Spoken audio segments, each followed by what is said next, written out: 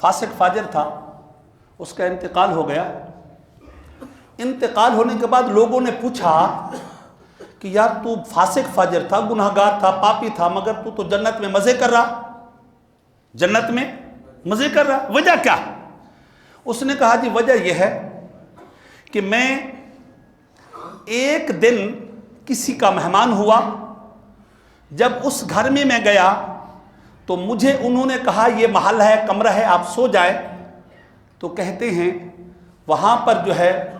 قرآن پاک اللہ کا مقدس کلام رکھا ہوا تھا، مقدس کلام رکھا ہوا تھا۔ میرے دل میں خیال آیا یار میں سو جاؤں اور کہیں ایسا نہ ہو نیند کی حالت میں جو ہے مجھے میری ٹانگیں جو ہے وہ قرآن پاک کی طرف ہو جائے،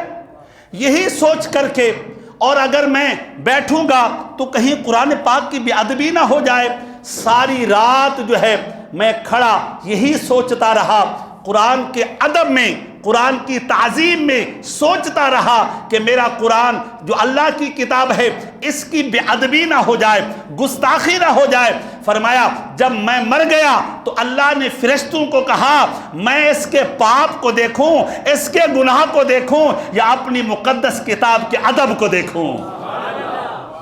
اپنی مقدس کتاب کے ادب کو دیکھوں۔ یہ بات یاد رکھیے گا، اس قوم نے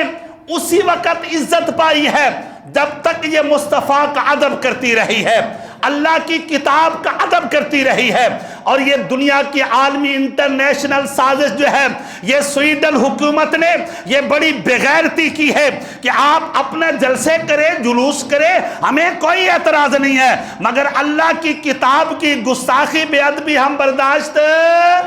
ذرا زور سے بولے، ہم برداشت نہیں کریں گے۔ ہم اس حکومت پر لعنت بھیجتے ہیں، ان کے حواریوں پر لعنت بھیجتے ہیں، اور اللہ کی مقدس کلام کا جو بھی گستاخ ہے، موہن ہے، اہانت کرنے والا ہے، اس پر ہم لعنت بھیجتے ہیں، اس پر ہم لعنت بھیجتے ہیں۔